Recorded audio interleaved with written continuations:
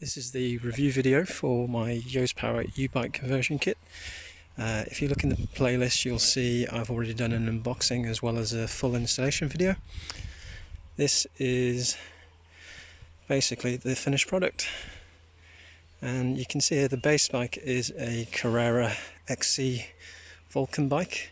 The bike on its own is probably about 14.5 kilograms. The e-bike conversion kit added on top of that, so the massive battery as well as the rear hub, that comes to a total of about 23 kilograms. This bike. The electric kit itself is a Yose Power rear hub drive kit, so it's a 350 watt motor on the back.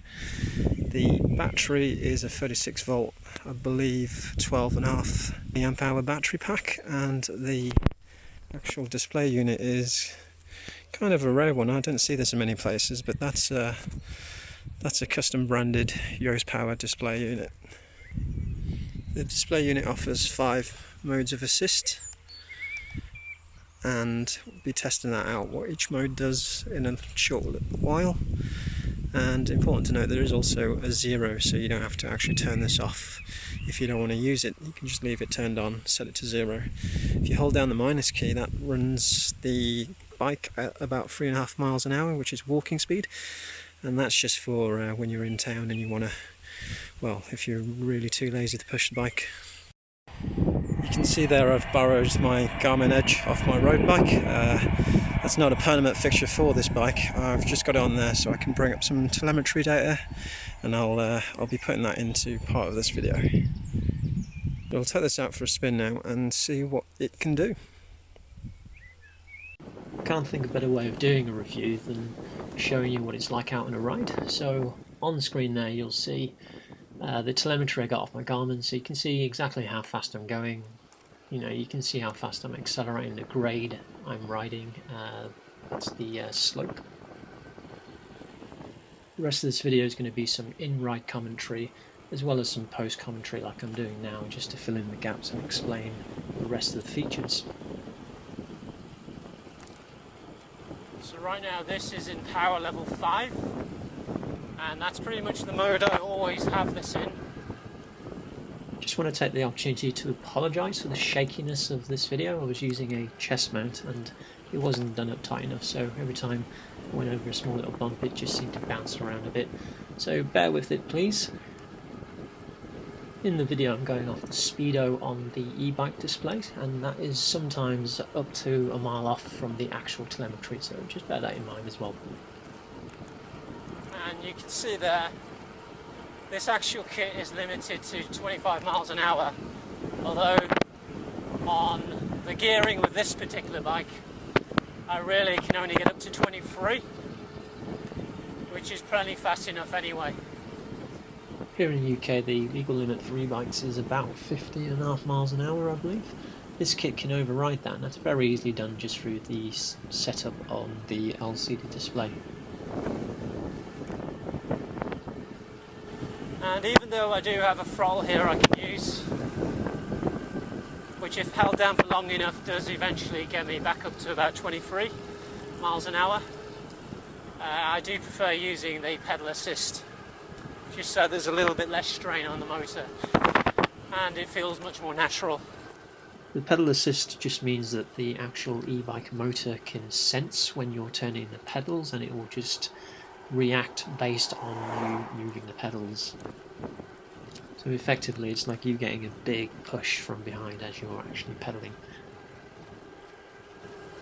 So we're coming on to some straights now, and when I do, I'm going to test out what power levels 1 to 5 do. I think most of you are going to be interested in the performance firstly of what a 350 watt e-bike conversion kit can do, so that's what I'm going to be talking about first. The 36 volt battery and a 350 watt motor doesn't sound a lot, but I think the results are pretty surprising in terms of the performance. And then we're going to go on about things like battery life, and finally the last part of the video will be to do with where I got it from, how much it cost, and a final summary on what I think overall. Right, so here's a good area with some nice flat ground. So we already know this is in power level 5, and I can get this up to about 23 miles an hour pretty quickly, which is plenty fast enough for me. Now we'll test what level 4 does. So I would say in level 4 you still really do feel the power, and it seems to be top out speed is about 20 miles an hour, I would say. That's on power level 4. So we'll set this to number 3 now. So on power level 3 I can feel a bit of resistance in the motor on my current top gearing, so I'm going to knock it up a level so it's a bit easier. And this level 3 seems to be sort of cruising around at about 16 miles an hour on level 3.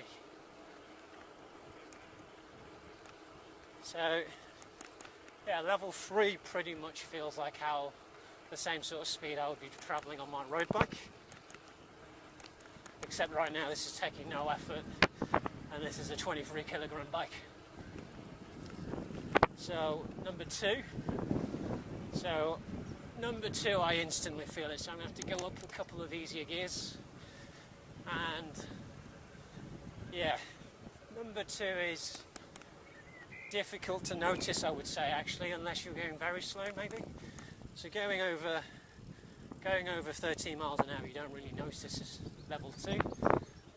Yeah, so it kicks in and wants to maintain around about 12 miles an hour on level 2. Okay, and then we'll move to level 1, which is the super eco mode. So again, I'm feeling some motor resistance even at 12 miles an hour, so I'm going to have to slow down a little. So yeah, I would say power assist 1 is about 10 miles an hour-ish. So perhaps if you're like a real beginner to cycling, this is the sort of speed you'd be travelling. But I don't really see the point in having a power assist up to 10 miles an hour, because you can quite honestly easily do this under your own steam. So we'll knock this back up to 5, which is pretty much how I have it all the time.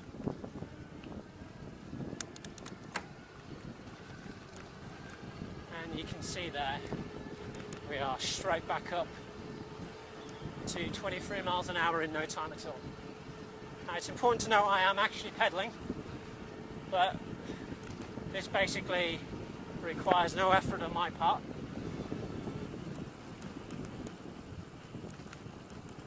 And I can pretty much keep this up as long as the battery goes. I'll just take my comment back there a little. I think if you're really unfit or a total beginner, then going around at level 1 at 10 miles an hour is a very good start. To touch on the maximum speed, I think 23 miles an hour is very respectable. Personally, I don't really want to be going too much quicker than that, because it just starts looking a little bit unnatural and you start drawing attention to yourself. I'd say if you're pretty fit you can probably keep up 25 miles an hour average quite easily, but it looks very unnatural when you're on an e-bike and barely pedalling. Just keeps the police from questioning you, I guess. So one of the interesting things with being on power level mode 5 is as soon as you start slowing down from 23 miles an hour like now, I can feel the motor hub in the wheel actually doing some engine braking, so it's actually slowing down a little bit for me. So if you don't pedal at all, then it likes to get down to about, in power level 5, it likes to get down to about 18 miles an hour. So I kind of use that to brake for me, so I don't really use the brakes all that much anymore, because I just stop pedaling, the power turns off, and the hub drive just wants to slow down to about 18 miles an hour. So you can see I'm going uphill at the moment. You'll have the gradient graphic in a little bit. This is a very mild hill, but I basically shot up that like I didn't feel it at all.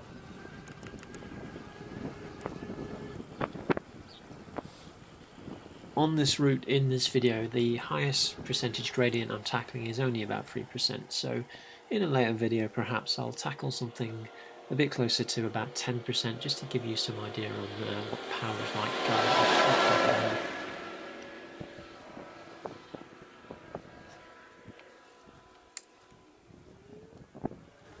I'm just using the throttle to get myself going there because I was a bit off balance.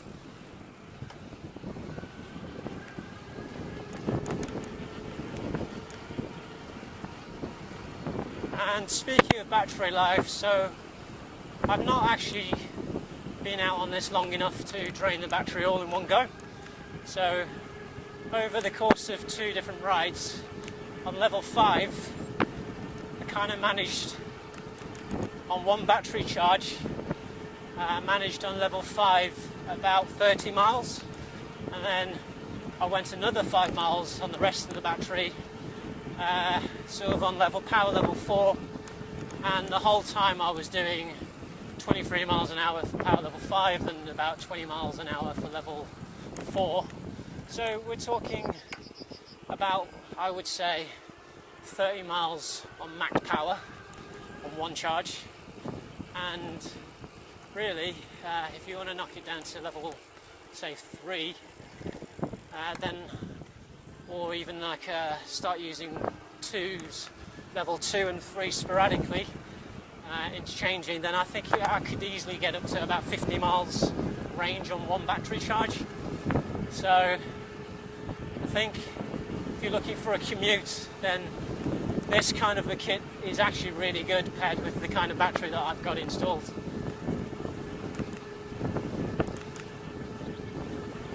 So you won't see on the LCD display of the eBike kit but it started off on 41 volts and it's gradually dropping down, and it goes from about 41 all the way down to about 36 volts.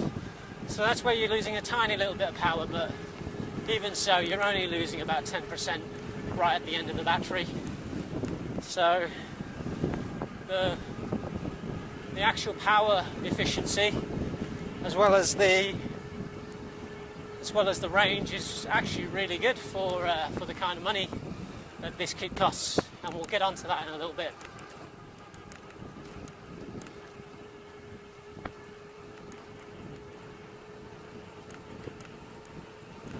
So it is actually a very strong headwind at the moment, which is why I'm not quite up to 23.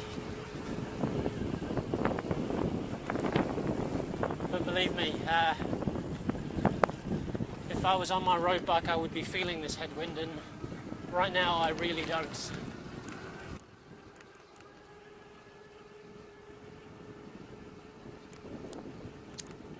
Now's a good time to tell you that I was a little bit worried that 350 watts would be a little bit underpowered, especially when, you know, the likes of 1000 watt, 2000 watt motors are pretty common these days. And I went with the 350 mainly because if you watch my installation video, this particular kit has an integrated controller, so overall it's a much tidier package. So the controller is actually inside of the battery mount, so the battery as well as the controller and the rail that holds it is all one piece, and it's just much neater when you compare to a separate breakout box. So if you look on the typical e-bike kit, then all the wires coming out of the controller is a bit like you know, the central wiring loom. It's just all over the place and just makes a very untidy kit.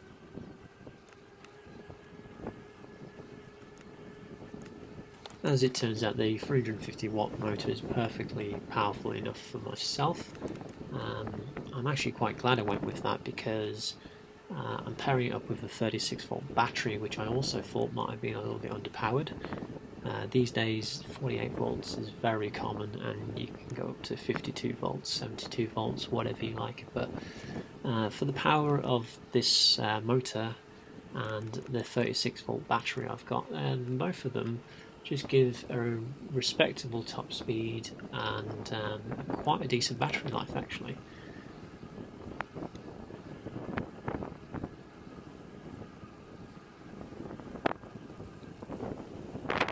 The battery takes about 6 hours to fully charge. Again, that's about, it's a 36 volt.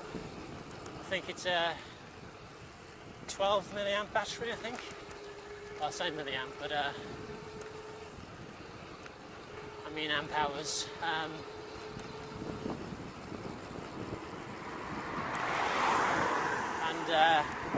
for 6 hours of charge to sort of 11, 12 amp hour battery, I think 30 miles, well, say 35 miles on near top full power, and about 50 miles quite easily on the lower settings is pretty good.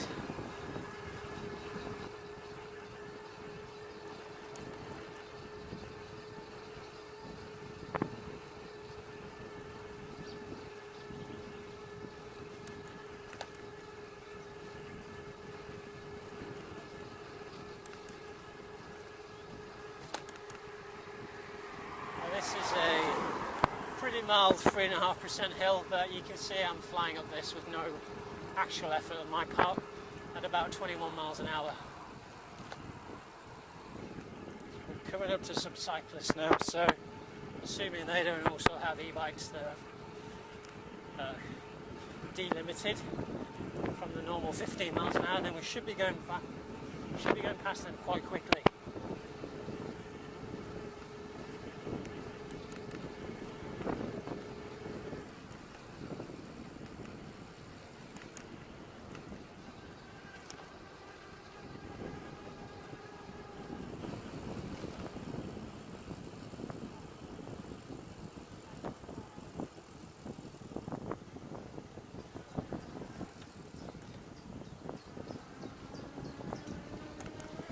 Thank you.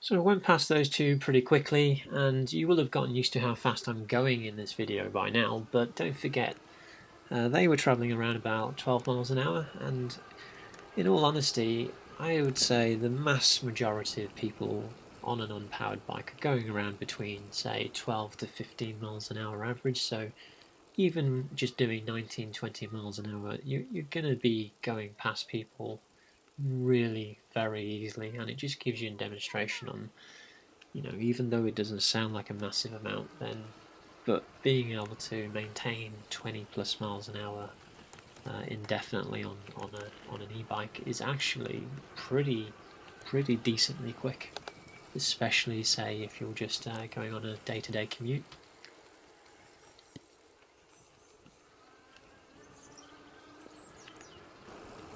I'm just going to use the throttle on this little bit just to get some,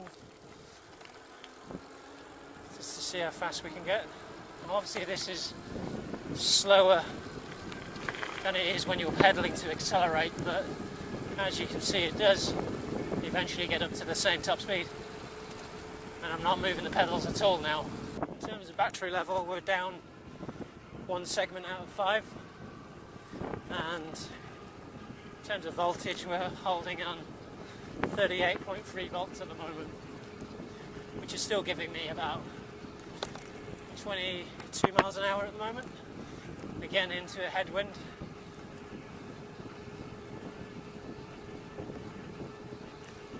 Bit of an open area, this being a micro airfield, so the wind is usually pretty strong around about here. So again, we're flying up this sort of mild 2% hill at about 21 miles an hour.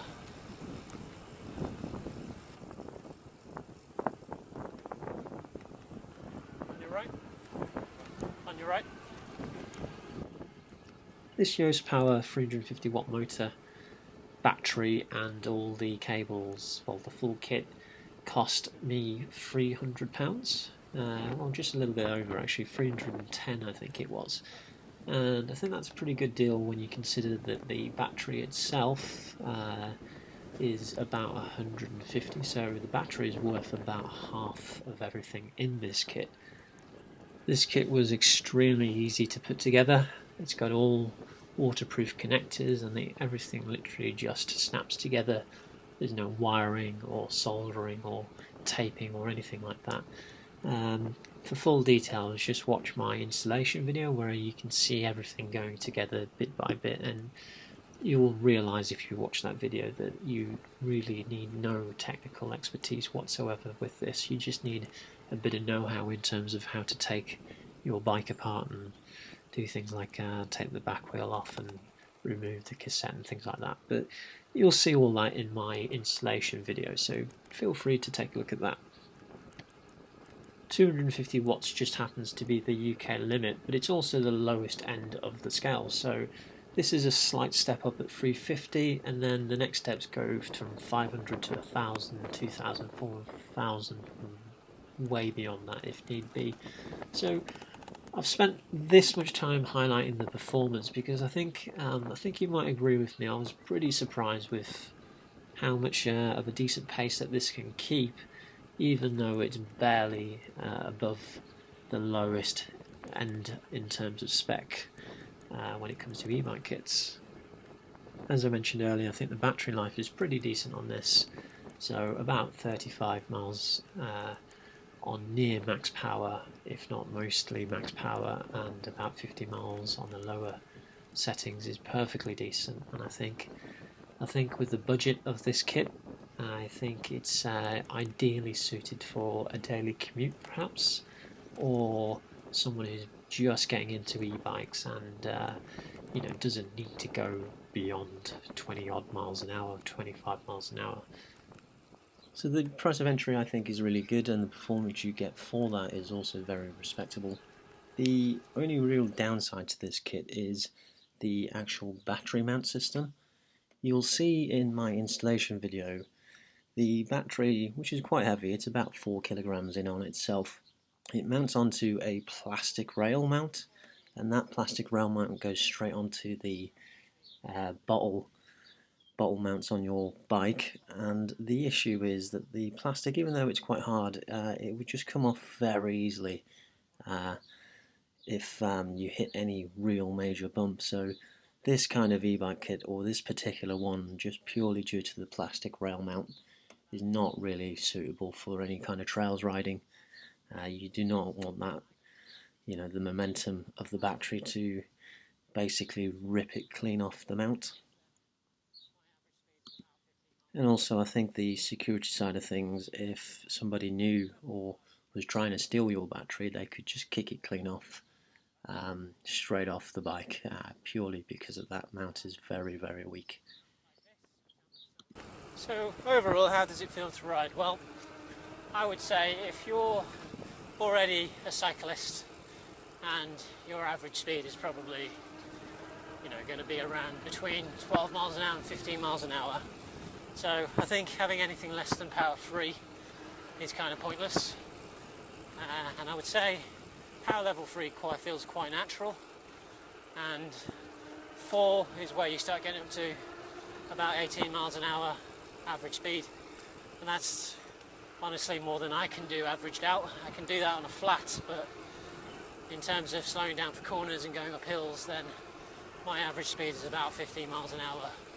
So 4 is already a boost, and level 5 really feels like you're averaging around about 20 miles an hour, going around about 23 miles an hour on a flat like this, which I'm accelerating up to right now.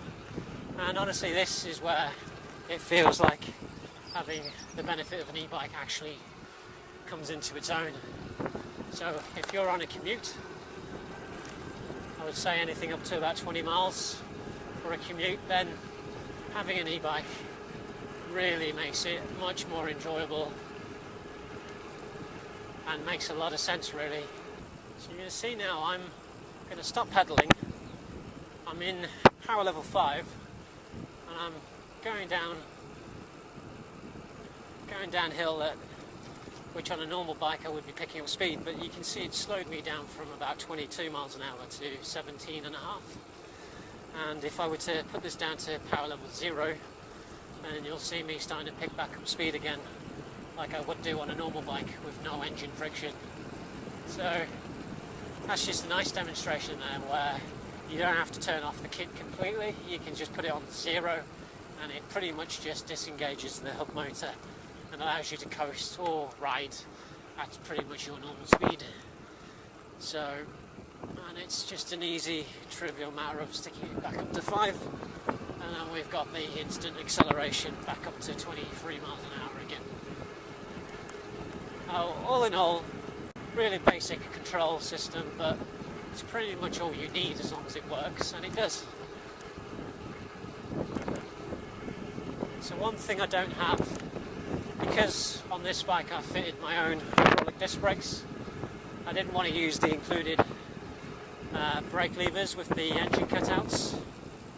And you know, if you're only doing about 20 odd miles an hour, then I don't really see the need for the engine cutouts.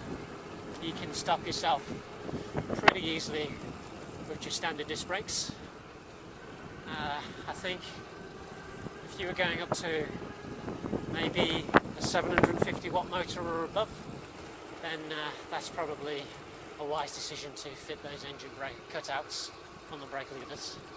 But this being a 350 watt motor, getting up to about 23 miles an hour, it's absolutely not needed, and it means I get to keep my nice hydraulic brakes.